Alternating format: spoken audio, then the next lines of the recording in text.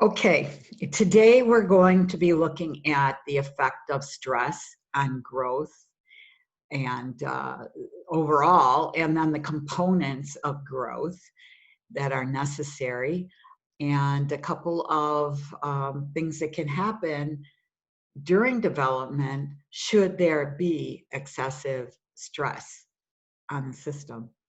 So I'd like to get right to our slideshow here. And in Sapolsky's words, growth doesn't come cheaply. Growth costs. And we have to have the building blocks, and they have to be functional for appropriate growth. And here are some of those basics that you all know, but I'm going to list them anyway, real quickly. What we need, number one, think of calcium. We all, when we were young, told, oh, you need your calcium for strong bones. We still hear that. I mean, probably from the time we're 2 years old, we start hearing that. But calcium is indeed important for bones. And with the long bones, which we're looking at, like the bones in the leg, bones in the arms,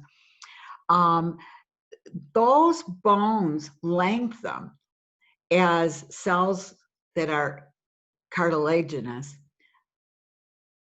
and the specific name is chondrocytes, migrate into the shaft of the bone and solidify. So we have chondrocytes that are at the ends of the long bones, and they will migrate into the shaft of that long bone and solidify. I have a slide at the very end of this particular presentation, and you can stop and scroll ahead and look at it now, having to do with this exact thing, just a couple of diagrams, or you can wait until we get to the end and I'll just point it out briefly anyway. So, second, amino acids. If you're an athlete or a bodybuilder or whatever, you're very, very aware of the importance of getting amino acids, which are important to build protein, which are essential for promoting muscle development. Also, third, fatty acids. We absolutely have to have fatty acids to be the component, one of the components we need for cell walls. The cells of any part of your body require the presence and utilization of fatty acids. And then last but not least of this particular list, which of course is rather abbreviated, is glucose.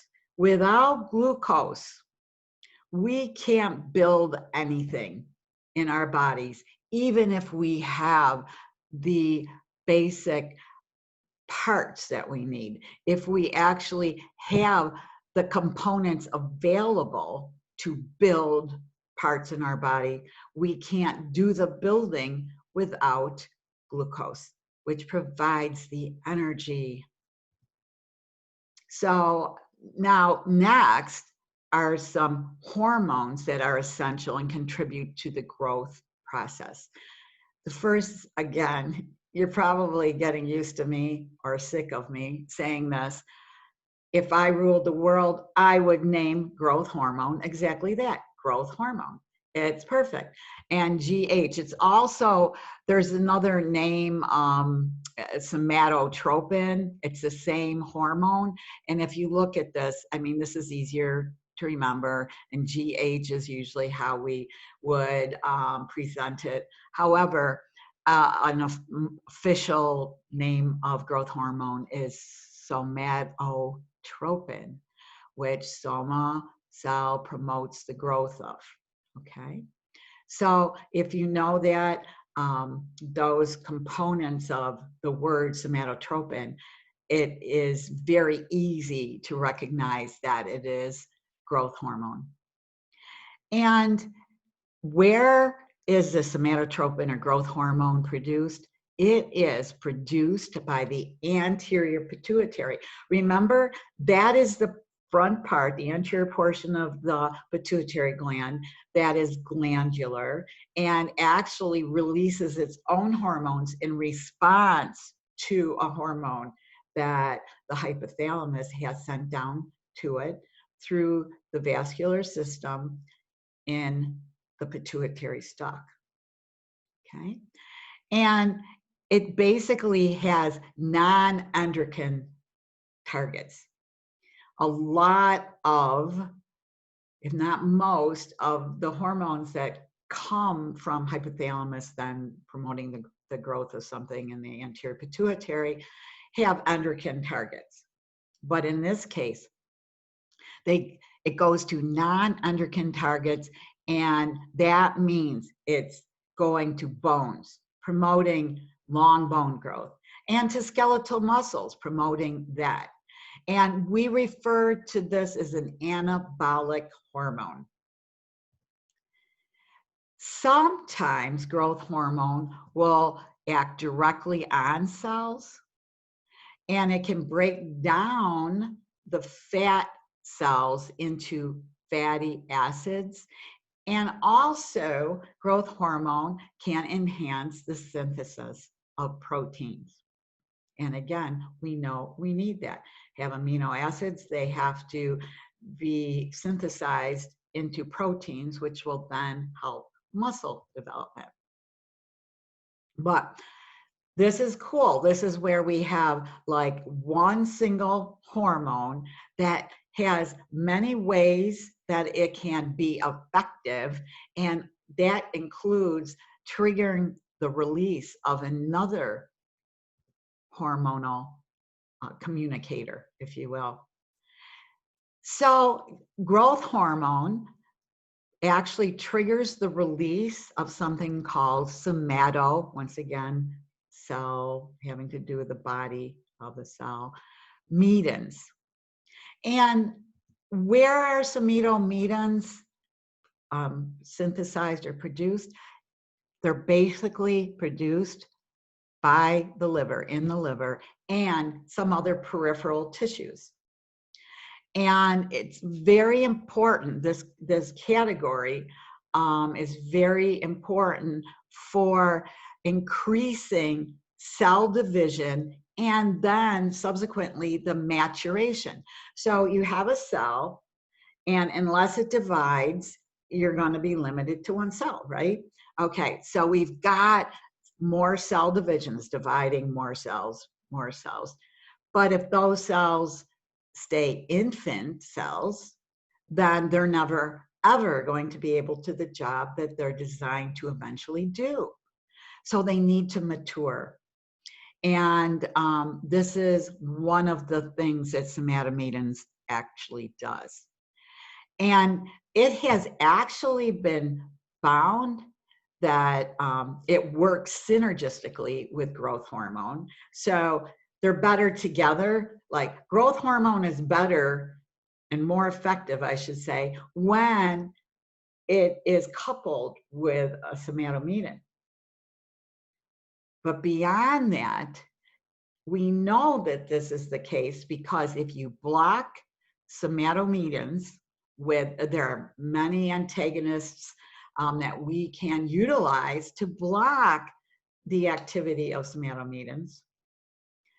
This will block the effects of growth hormones.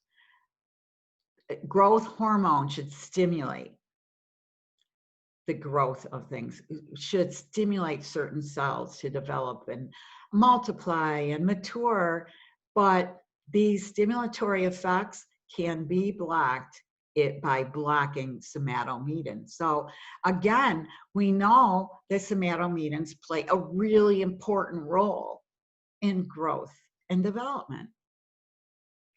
So somatomedin levels actually drop during stress.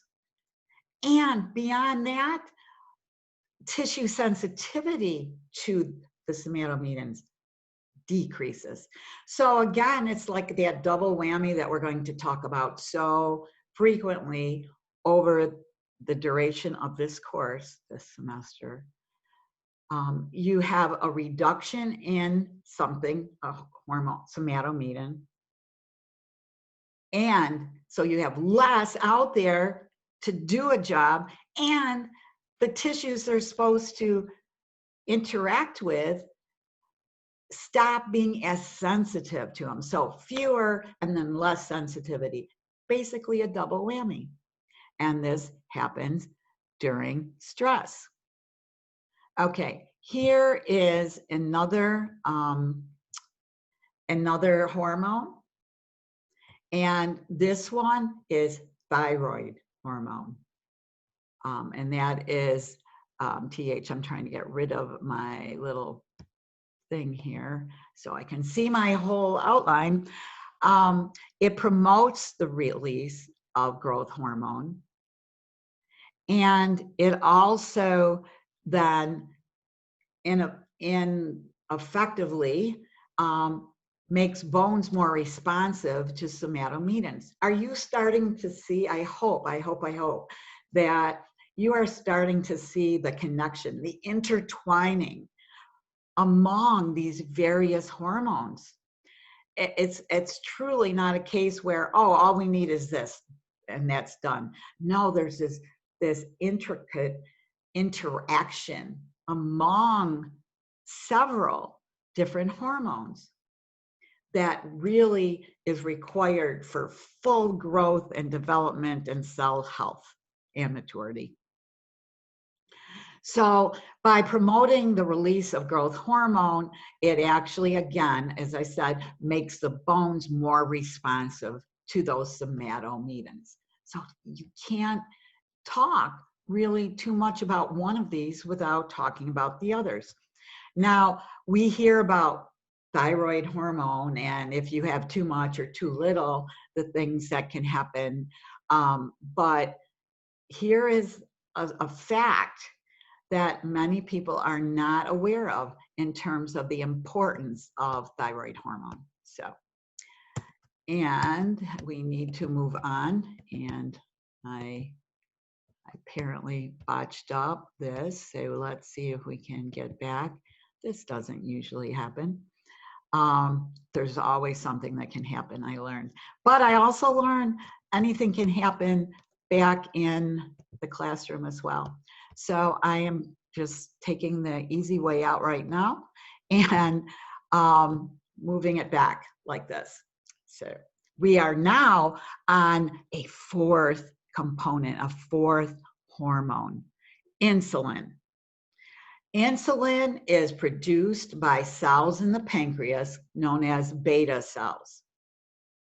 And I briefly mentioned insulin earlier in the semester, but again, let's think about the fact of the importance of insulin in increasing the transport of amino acids and glucose both into cells where they can be utilized. Okay? If you don't have enough insulin, and then you're just not going to be able to get the amino acids and glucose, even if they're hanging around in the bloodstream, into the cells to do their work. Okay, next, estrogen. We're going to talk about two more of the steroid hormone group. Estrogen promotes bone growth and increases growth hormone secretion. Whoa, here we go again. Estrogen, thank you. Thank you, estrogen, because now you're promoting the release of more growth hormone, which then, as you see, triggers the release of somatomedins and so forth. Lots of times we don't hear about estrogen's importance in this particular process. We do tend to hear about testosterone, which is the next hormone. We know that that increases and promotes bone growth. To speed, and it does that by speeding this growth in a different way from what you might think. Now, let me go here. It will mature the ends of the bones. And that's important if it occurs at the appropriate time in growth and development. However, we have seen that if you take a pubescent male and you give him more testosterone during this period of time, that you will end up with a shorter stature. Why? Think back again, that testosterone speeds the sensation of bone growth by maturing the ends of the bone. If you don't have time for those bones to get to that point, they're going to mature, and again, it's going to promote maturing those ends before the total length has been achieved. I hope that makes sense. So you have that stunted stature. Now, let's say if you take away the testosterone during this period and afterwards, you will end up with taller, lankier individuals because their bones have the opportunity to keep growing and growing before you have that maturing of the ends of them to then solidify and go, this is how long you're going to be. And just as a little, some of you may be aware of this, others may not. Back before they allowed women to sing opera, and I initially was going into performing music and the classical thing, and decided it wasn't for me for a number of reasons. But so I, learned a fair amount about opera. And before women were allowed to be a part, they wanted to take boys who had beautiful, beautiful high voices and have them retain those high voices until they could no longer develop the deeper voice. And that way they would have their sopranos type of voice, okay? So if you were one of the boys at this time in history who had one of these beautiful voices everybody wanted, right, in their opera, talk to his parents. We would like to castrate your son. And then he will have a forever career in opera. These individuals were known as castratis, and they tended to be tall and lanky. Just a little story to back up that this is true. This is factual. And unfortunately, some boys had surgery that maybe they did not want, so that they could continue with their high voice. But in the meantime, they had no maturation for a long period of time at the ends of their long bones.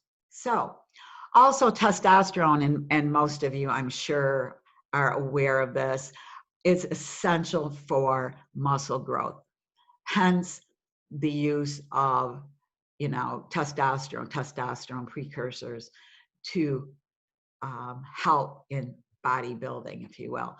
Also, I wish I had a little more time. I don't want to belabor this point too long because we have more to get onto, but having higher levels of testosterone, particularly artificially placed in an individual, causes all kinds of other problems.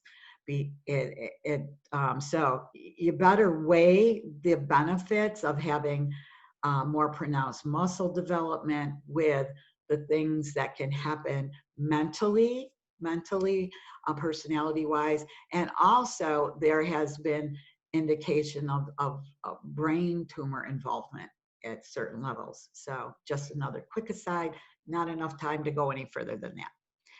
Okay, So those are the hormones which I'm going to be focusing on as being essential for this growth and development process.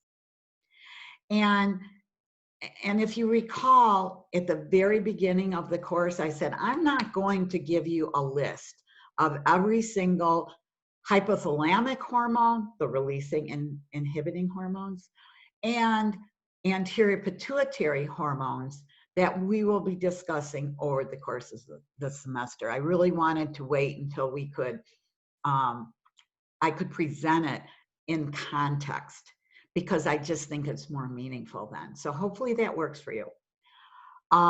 So let's take a look at how growth hormone is actually controlled. How is the synthesis and release of growth hormone ultimately controlled? Okay. So picture the hypothalamus. I've tried to provide some images and pictures in your coloring to get you used to this area of the brain where we're going to be living during the semester. And we have neuron populations in the hypothalamus, particularly for growth hormone in this area, arcuate nucleus, okay? And they have what we call a burst firing pattern in which it is released. The growth hormone, and here we go, growth hormone, releasing hormone, GHRH. And again, when this GHRH is produced by these firing neurons, they are released, this hormone is released into the portal system of the pituitary stalk, which then sends them into the anterior. Again, we're talking anterior pituitary with these particular hormones. And your anterior pituitary goes, oh man, wow, we need to, we meaning all the cells in the anterior pituitary, need to get going and release growth hormone. We are being instructed by the hypothalamus to release growth hormone.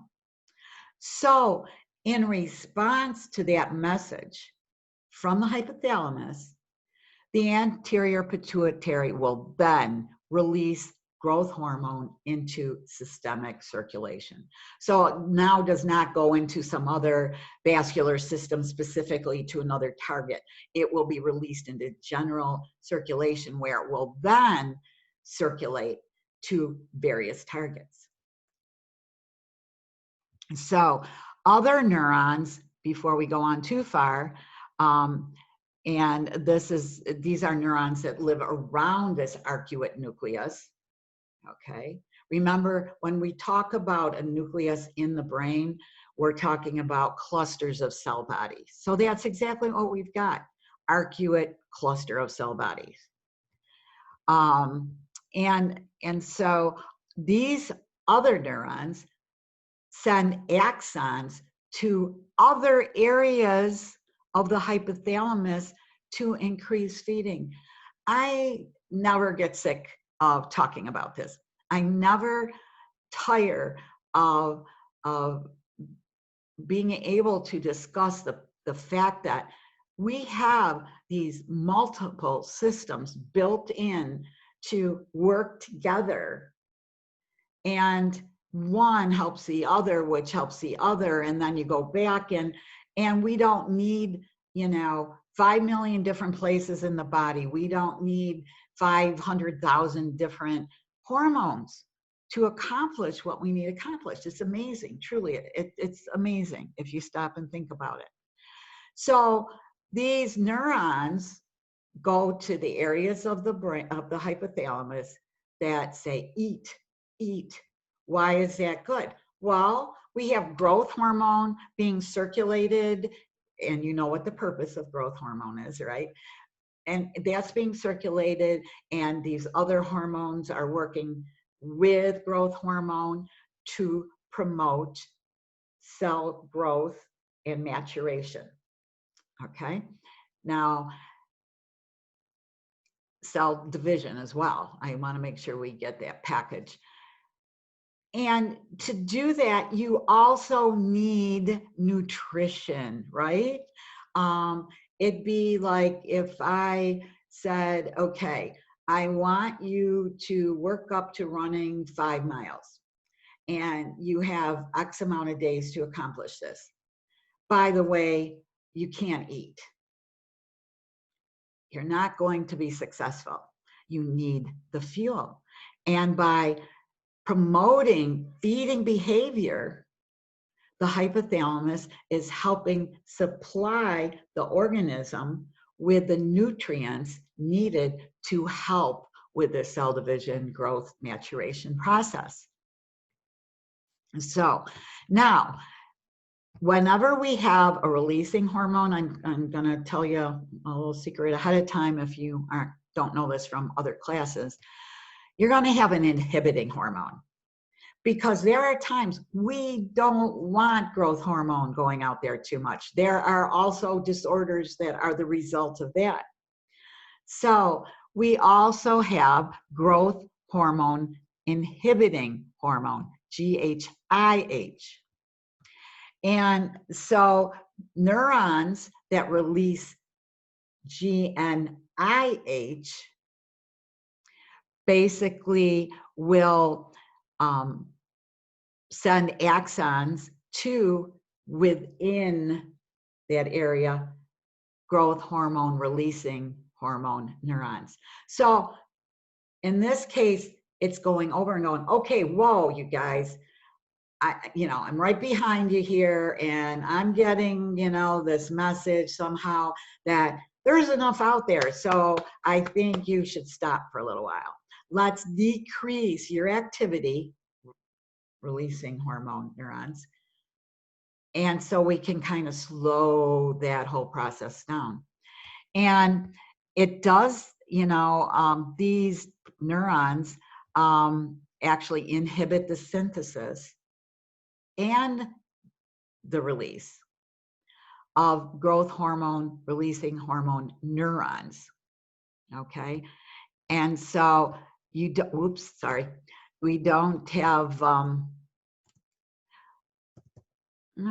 excuse me, this could happen in class too. I keep trying to tell myself every time something like this happens, it's like not the ultimate end of the world, because this could potentially happen right on the computer in front of the room, and I wouldn't have a chance to redo it anyway. So I've tried to convince myself it is okay to actually go back and fix things as I go. So bear with me. Thanks.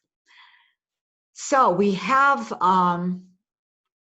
this situation which will inhibit, as I said, the synthesis and the release of growth hormone releasing hormone, and ultimately the growth hormone, because the growth hormone responds to the messages of the GHRH. Also, it does another thing. Look at this. The inhibiting hormone decreases insulin secretion.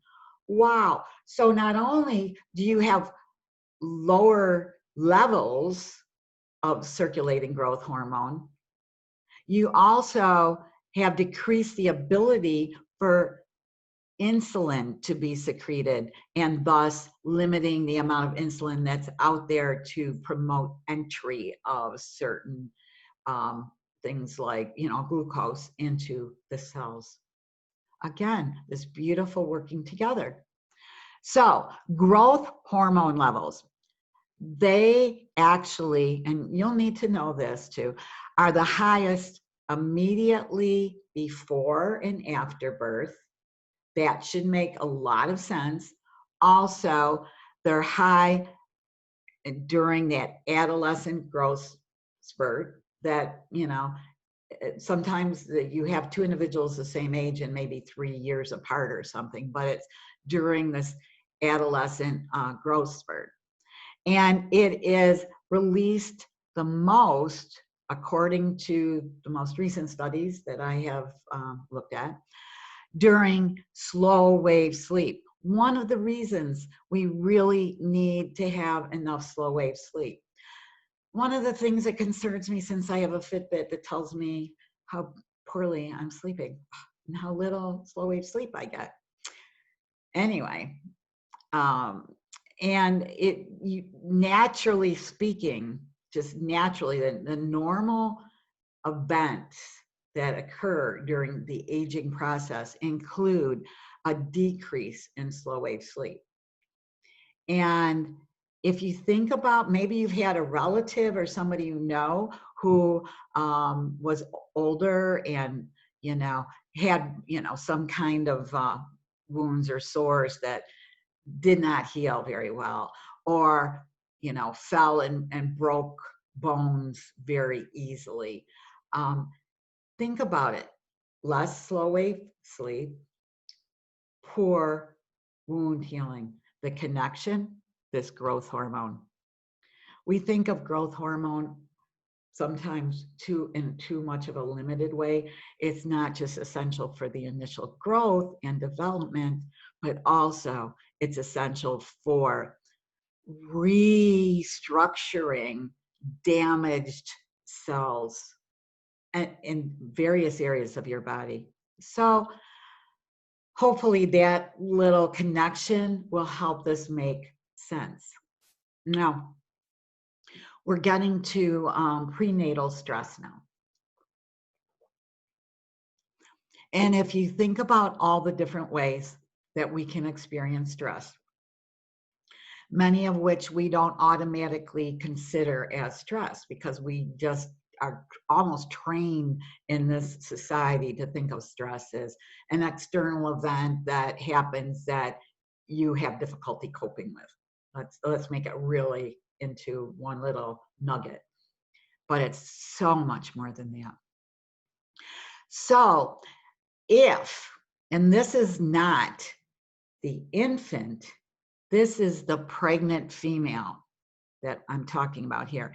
If a female who is pregnant is undernourished, and that can be because of a famine that happens, something, or just the lack of accessibility to food, or it can be self-induced. You probably know people who, when they were pregnant, they were gaining weight and they didn't want to gain too much weight, so they decided they were going to limit their calories, their intake, and actually, in the end, it could potentially be suffering from undernourishment. Okay, why am I talking about that? This person is not getting enough calories. Remember back when I talked about those neurons that projected to areas of the hypothalamus that promote feeding behavior, eating, to help with the growth hormone and all those other hormones interactions that I mentioned. The fetus is not getting enough in terms of calories either. So the pregnant female may be undernourished, or let's say in this case is undernourished.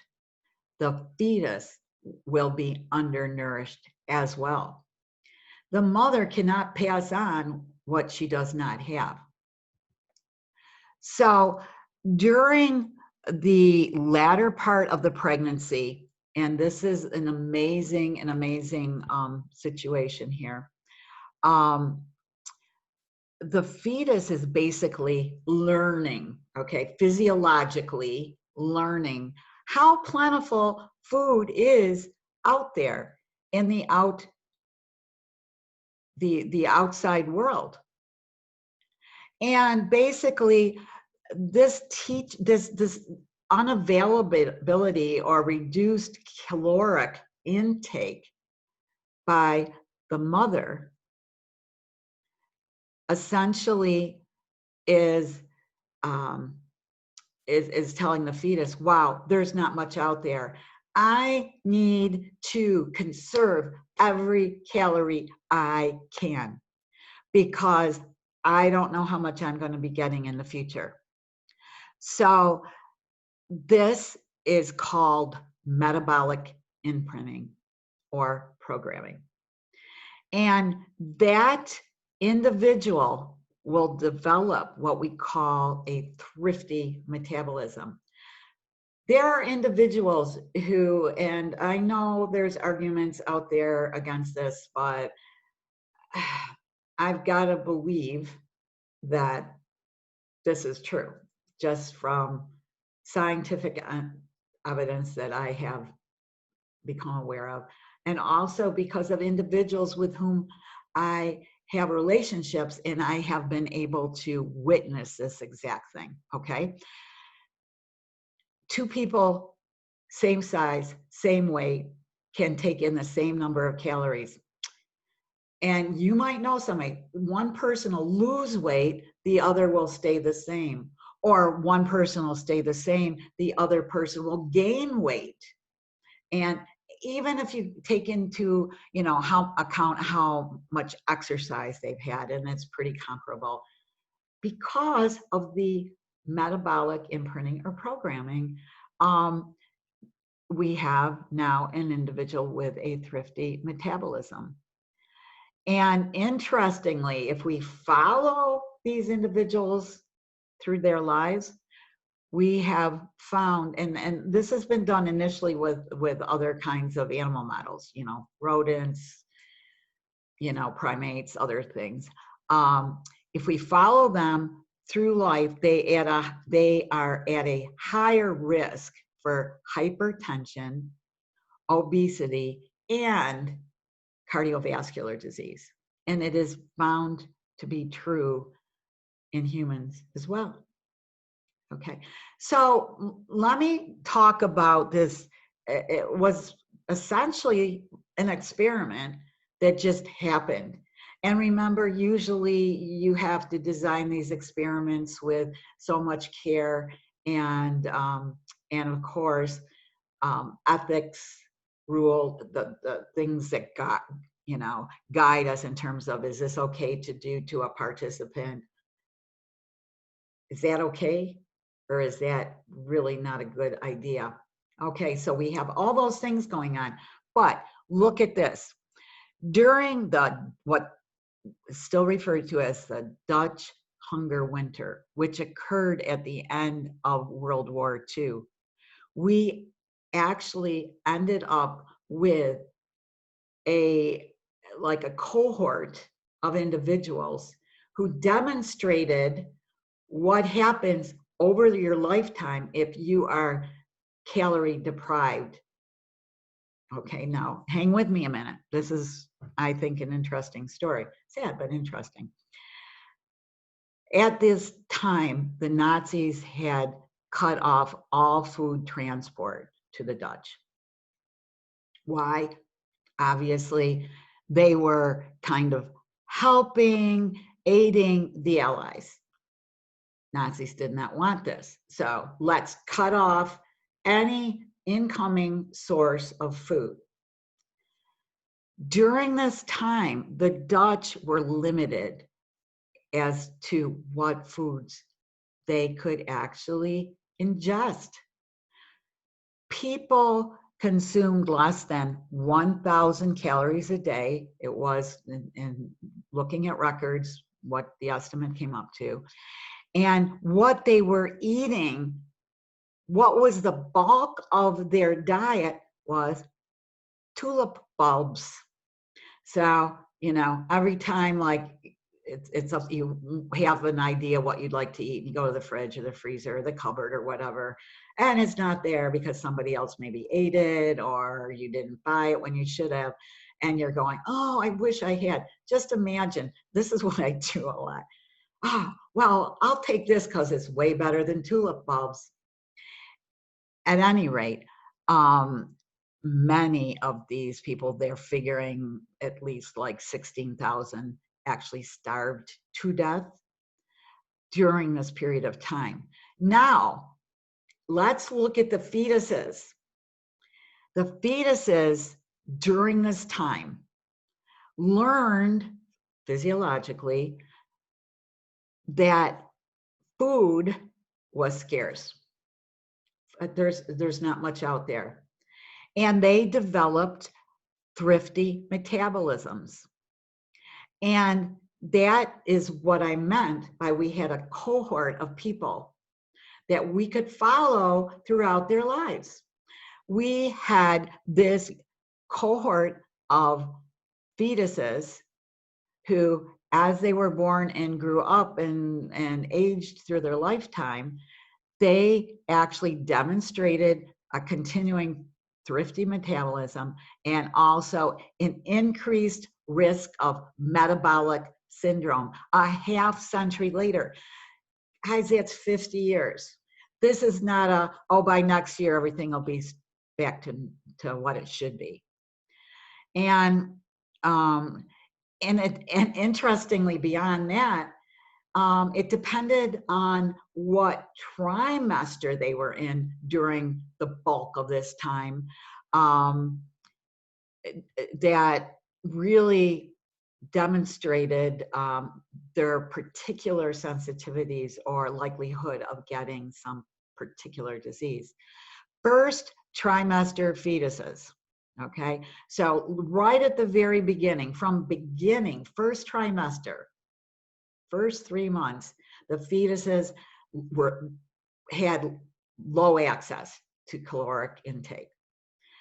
These fetuses, as adults, had a greater risk of heart disease, greater risk of obesity, and an unhealthy metabolic and cholesterol profile. If these fetuses were not exposed to this decrease in food availability until their second or third trimesters, they were particularly at greater risk of diabetes. Okay, so, and as I said, this is something that we had cohorts that we knew something about, and we could track them over their life. Okay, note, I do want to, we will be talking about this later, and I actually talk about it in neurobiology of childhood mental disorders class to some extent. FOAD, F-O-A-D. Sometimes you'll see FOADs, F-O-A-D-S. The S just makes it plural, obviously. Stands, it's the acronym standing for Fetal Origins of Adult Disease. Okay, and this is really describing the relationship, okay, between, you know, some of these nutritional events that I'm talking about and lifelong risks of metabolic syndrome, cardiovascular disease, and others, including predisposition towards some what we would consider mental type disorders in some cases. This, though, what I've got here on the slide is what has been firmly established. So something we really need to think about. So non-nutritional stressors. Now, so the lack of nutrition was a stressor experienced by the fetus. And you can have stressors that are not nutritional in nature, and they can still induce FOAD-like effects. There's a lot of scientific literature out there that has shown that if you stress a female rat in any number of ways while she is pregnant, think about celiac, think about all those things he decided he would try to see if he could get the same results in terms of stress in his rats.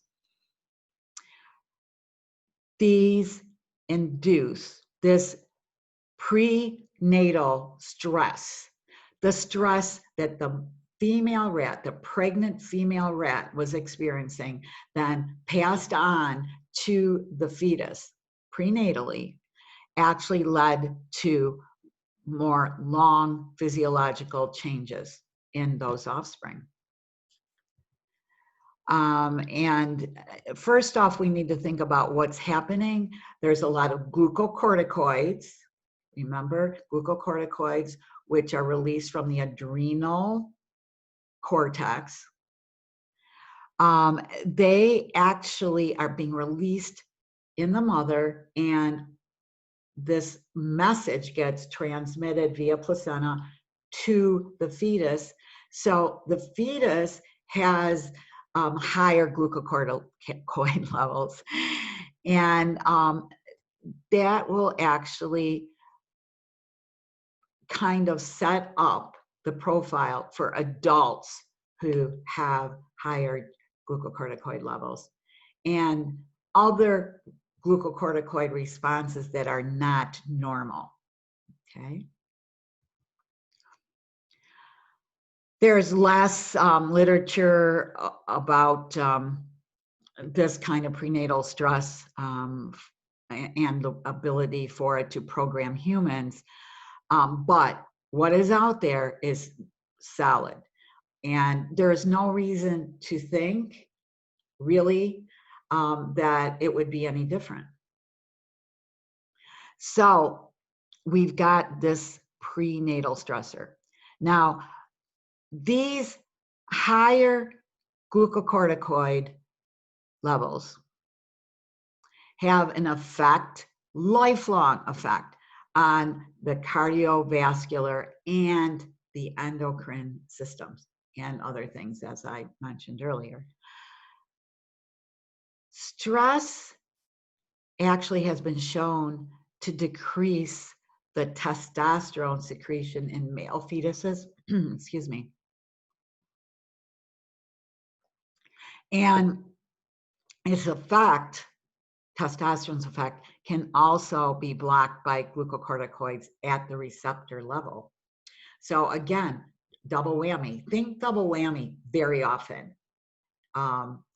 Decreased secretion and inability of that particular hormone at this point in time we're talking about to actually interact with receptors or get into a cell because of either blocking receptors or decreased tissue sensitivity to that particular hormone.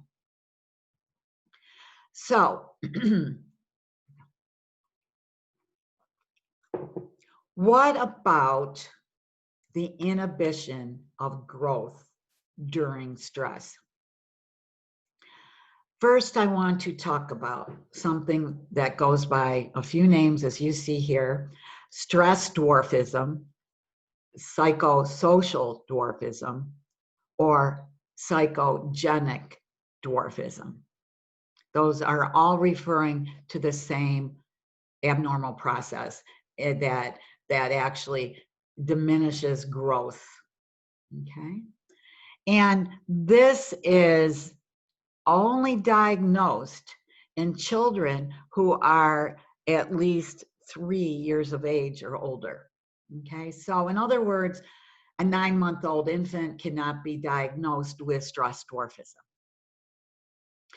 And secondly, there's no apparent organic cause or underlying reason for this dwarfism, this reduction in growth. And it really is rare. It's not incredibly common. And usually in looking at these cases, we see really what Sapolsky refers to as grotesque family psychopathology. Okay, so this next point, I really like to drive home that a stressor can be deprivation of touch. In other words, newborns should be touched, should be handled, should be, touched, stroked. And to go back to this deprivation of touch, specifically as being a stressor, we go back to good old King Frederick the second or first of Sicily. And haven't trouble, I can't even remember, and I should, my goodness. Second, that's what I thought, that it had to be the second guy. And he wanted to experiment to determine what language would be the natural language that would be spoken by children. There are so many things wrong with that whole concept, and I'm sure you've already figured them out. So I'm not going to belabor the point that this is ridiculous, that if you don't grow up with English speaking parents, for example, and you don't hear any language, that one day you're just going to be speaking Italian, because guess what? Somebody said that would be the superior language. It doesn't work that way. We all know that. So he had this experiment where he took infants and had them removed from their mother, and they were placed in small rooms. They were given plenty of food. I mean, they got bottles, but not held or cuddled. They had their diapers changed. They had blankets if it was cold. But they each of these infants lacked that touch, the human touch. None of them survived. So King Frederick really couldn't find out that maybe Italian wasn't the top language or any other language. There was no way to check this out, because the infants didn't even live long enough to try to develop language. The common denominator was the lack of touch. There's a book out, it's called City of Light. I just mentioned it in here because Lauren Belfer is the authoress, and some of the stories she referred to in this as she wrote it had to do with Buffalo Orphanage. But she looked at different orphanages and at the turn of the century. And remember, it was very different at the turn of the century, and they didn't have any concept of how important it was to have touch and physical interaction. And she reported in this book that almost no infants in orphanages at this time actually survived. Again, common denominator. They had different genetic profiles. They had every alleged physical need provided for them. They were kept dry, clean, warm, and had food, but they weren't touched. Although when I first started teaching this course at Canisius, I had an old black and white film strip, which it's probably not even there anymore. And I've tried to find it online, and it is like nowhere. But it actually was showing some of the Russian orphanages back early in the 1900s, and how they were cared for, which was not good. Okay, it was like assembly line. Change this kid, leave him in the crib. Change this kid, leave him in the crib. And here, stick a bottle in this baby's mouth. Stick a bottle in this baby's mouth. And what a difference on the development of these infants. They took, in this film strip, it showed like somebody said, let me just try something with a couple of these kids, and started taking them out, bathing them and making it fun, touching them, cuddling them, hugging them. And it not only did these individuals tend to develop a healthier type of personality and behavior, a more normalized one. But this actually could reverse some of the apparent damage done by this lack of interaction early on, if caught early enough. So, and when I talked earlier about these naturally developed experiments that we learned from without anybody suspecting a thing at the time, here we go. Children in 2 German orphanages after World War II.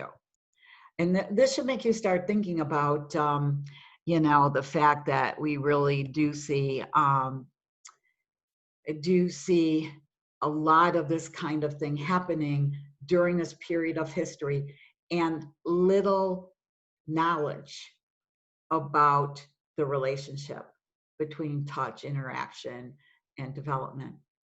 We had a couple of different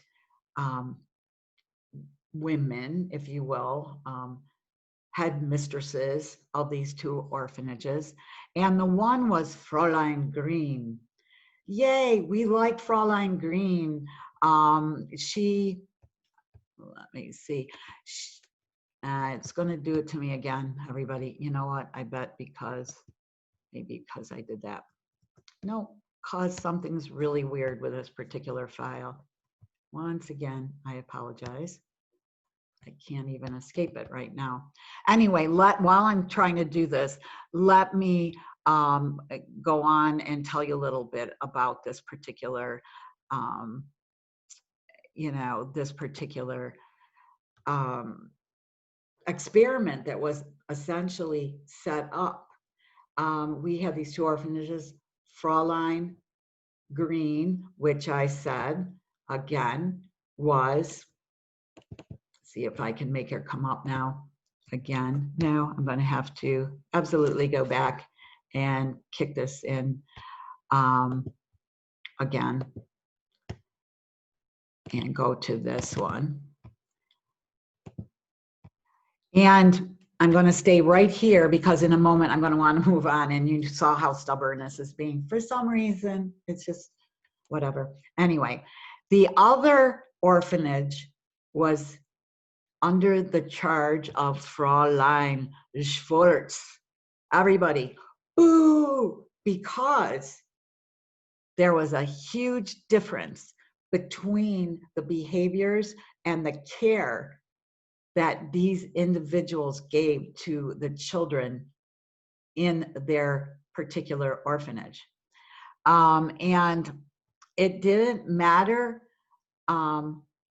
They had the exact same availability to food and everything else. And there was a huge difference in their growth patterns. So let's scooch on to here and go to this. And at any rate, going back to the German orphanages, Fräulein Green's kids grew better, were healthier and whatever. Fräulein Schwartz's kids were more stunted in their growth. And not only that, they, you know, just didn't have maturity the same way, except for a handful who were her pets. And as like for us, luck would have it, because we learned from this, they were required to switch their orphanages. And the kids who had been under Fräulein Schwarz, remember, boo, hiss, who now were under Fräulein Green, yay, increased their growth, had better development in other ways. They grew. And remember, throughout all this time, these orphanages were given the same kind of food, amount of food, other kinds of resources. And the ones under Fräulein Schwarz, boo, they didn't do nearly as well. They were more stunted at the point they had reached before the change.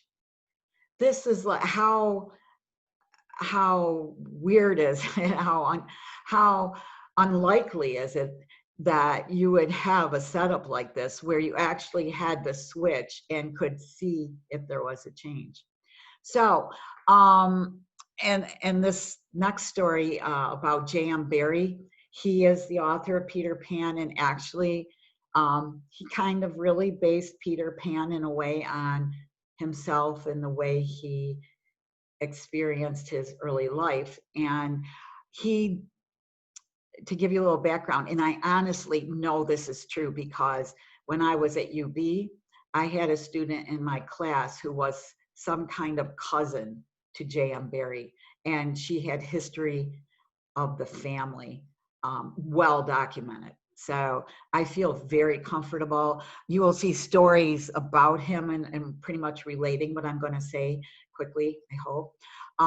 But he was the younger of two brothers and lived with his father and mother, and his brother died, and his brother was his mother's favorite child.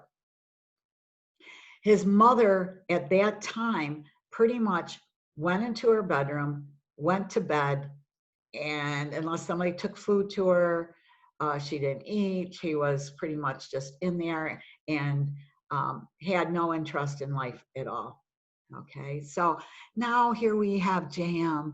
and he's like, oh, mother, I want you to feel better. He would go in and try to, interact with her to no avail whatsoever. One time, and this is so sad. If you had me in class, this would probably happen way more, but I have trouble getting through a story sometimes when it touches me. He found some of his brother's clothes and dressed up in those clothes and went into his mom's bedroom. And when she saw him at first and saw his brother's, her favorite child, her favorite son's clothes, she thought it was him back. And she started to light up. And as soon as J.M. got over close to her, she's like, oh, it's not you, and went right back to herself, not acknowledging J.M., not reaching out to him, not showing him any kind of attention at all. I can't even imagine how heartbreaking that would be. And because he was trying so hard to help his mom feel better. Anyway, the connection to the growth, he barely made 5 feet tall, which is pretty short for most males. And the polite way that they put it in the literature, of which I got some of the story, was he was unable to consummate his marriage. He did get married, but unable to consummate. In other words, he never matured sexually. And this really was the result of the stress that he experienced, besides the stress of losing a brother, but the stress of not having a maternal figure who cared about him and showed that care. Anyway, that has to do with that trust dwarfism. There is a second situation that is called maternal deprivation syndrome. So I'm going to say this is different from what J.M. experienced. It's also referred to as non-organic failure to thrive deprivation syndrome. This occurs in children who are younger than 3. So make sure you remember that 3 years of age line. And it is usually caused by the loss of a mother. You can think about this in terms of rodents or cats or dogs. And if something happens to the mother, and then the offspring, if they're not older and on their own already, fail to thrive and are very likely to die. That is different. Just make sure you know those two separate conditions. And last but not least, in terms of what we're talking about in this lecture, the mechanisms underlying stress dwarfism. Okay. Usually due to a decrease in growth hormone release. And then problems that are related to that decrease in growth hormone. So again, remember, this is in children who are at least 3 years old or older. And so it's very much hormonally related. The causation is very hormonally based. You can have an increased release of growth hormone, inhibiting hormone, as one of the reasons you don't have as much growth hormone, okay? So you're playing in the different steps right here. You can have an inappropriate response of the pituitary gland. Pituitary issues are huge, and as being an underlying mechanism in various disorders. It may be that because of the stress, you have overactivation of that sympathetic nervous system, which then will block growth hormone secretion, okay? It can be also secondarily caused by GI problems, gastrointestinal problems. Remember what happens to digestion with increased sympathetic nervous system activation? Digestion halts, slows way down. The only place we see increased activity is in the colon, the lower intestine, the bowel, to get rid of excess baggage that is not going to be used by you at all in any way, shape, or form. And this decreased digestion actually will be a problem for very obvious reasons. You simply don't have the currency, if you will, the building blocks that you need. Even if you had enough growth hormone, you're not going to take in the nutrition. Usually we see this in infants. And again, it's possible that as that infant ages through, it can kind of muddy the border between these two different disorders. But what I'm saying here is that it can happen in children over 3. It can. And if it starts happening, particularly if it starts happening in children over 3, then we're looking at the stress dwarfism. And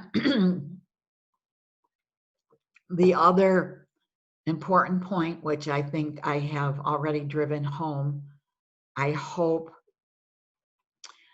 substantially, is that another mechanism underlying stress dwarfism is the lack of active touch, okay? If you take rats, and by the way, rat pups are, I know some of you will go, this can't be true. It is true, are so cute. By the time they're 2 or 3 weeks old, they have these big eyes. I worked with ones with big dark brown eyes and patches of dark brown and white. Hooded long Evans was the type of rat they were. And they were cute, huge big eyes on their kind of big head compared to the rest of them. When they're born, they look like little erasers, with maybe little nubs on that are their legs. But the mother rat not only will feed them, but lick them, you know, move them around, touch, lots of touch. You can take these infant rats with a mother and anesthetize the mother. Okay.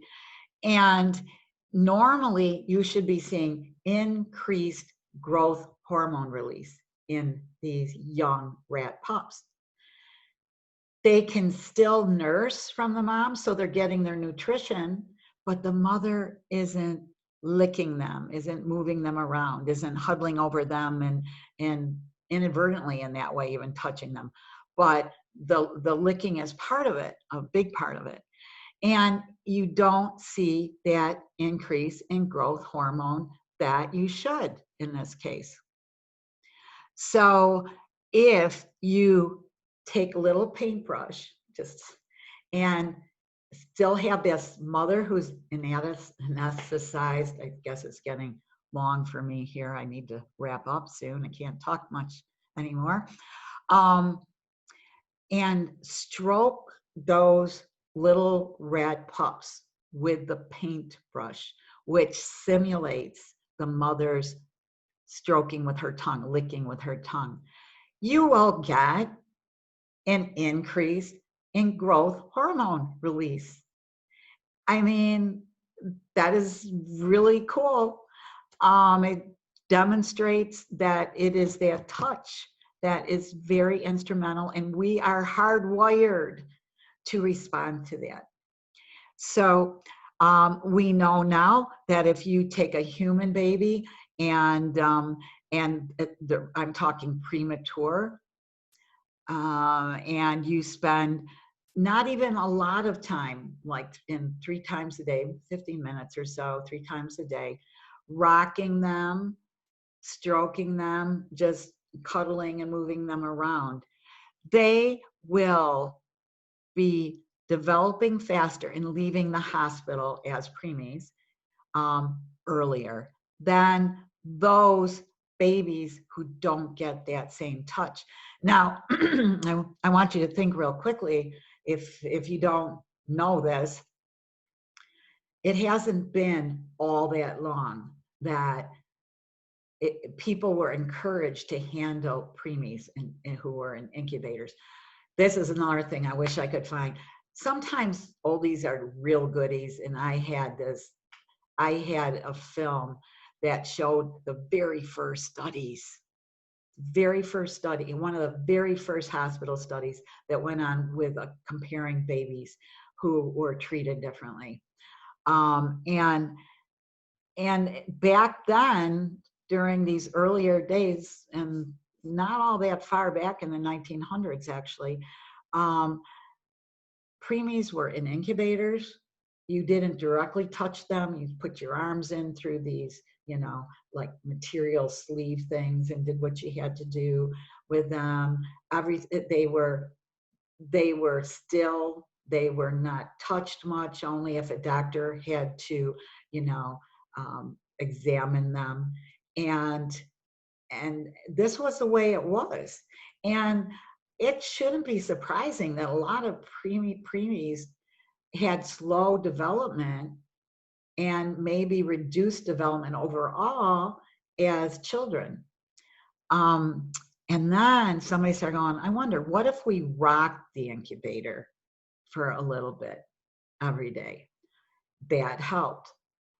That literally helped. They actually could measure the hand strength of the infants with a scale thing. They would hook the scale handle onto the infant's hand just by looping the infant's fingers over this and see how much weight that infant would pull before its hand gave way. It's very, very crude measurement, but still one that gave them hope that they were on the right path.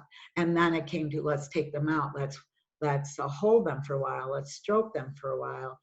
And we know that even putting a stuffed animal in with a preemie, and they have stuffed animals now that breathe, they seem like they're breathing,